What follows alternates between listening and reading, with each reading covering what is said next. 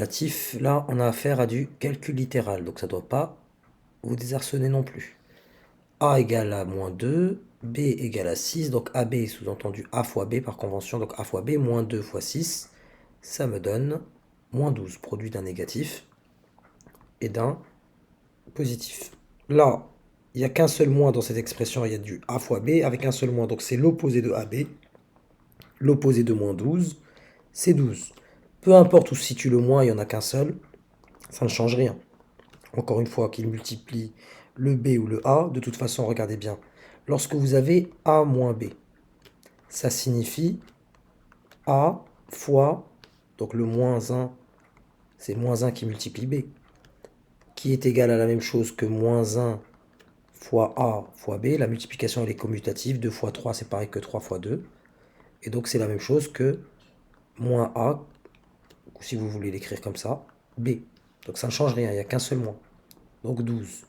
Ici, il y a deux moins, donc permettez-moi l'expression, il s'annule. Ce qui signifie, c'est comme s'il n'y en avait pas. Et donc, s'il n'y en avait pas, c'est comme AB, c'est-à-dire moins 12. Ici, A fois B, donc A, je sais que c'est 3. Et si je le multiplie par un certain B, j'obtiens moins 7,5.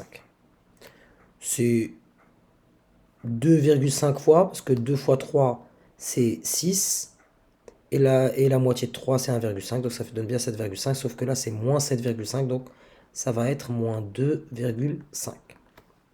Et donc, si AB, et là vous avez compris le mécanisme, hein, si A fois B égale moins 7,5, moins A fois B, un seul moins, c'est l'opposé, ça va être 7,5. Ici, c'est pareil, un seul moins, 7,5.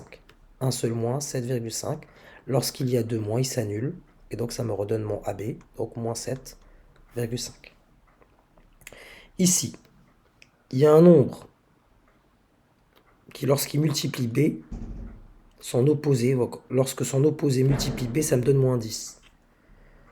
Donc, c'est 2 fois moins 5 qui donne moins 10. Mais là, il me faut l'opposé de A. Donc, si 2, c'était moins A, ben forcément, ici, c'est moins 2.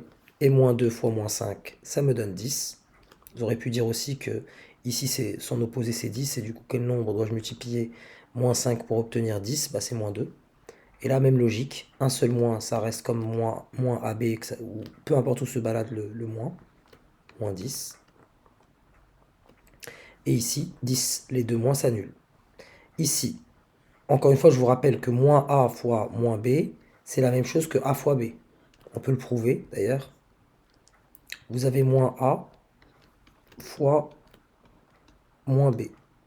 C'est la même chose, c'est égal à moins 1 fois A fois moins 1 fois B, qui est la même chose que moins 1 fois moins 1. La multiplication, elle est commutative. Fois A fois B. Moins 1 fois moins 1, ça vous donne 1. Donc 1 fois A fois B qui vous donne, par convention, AB.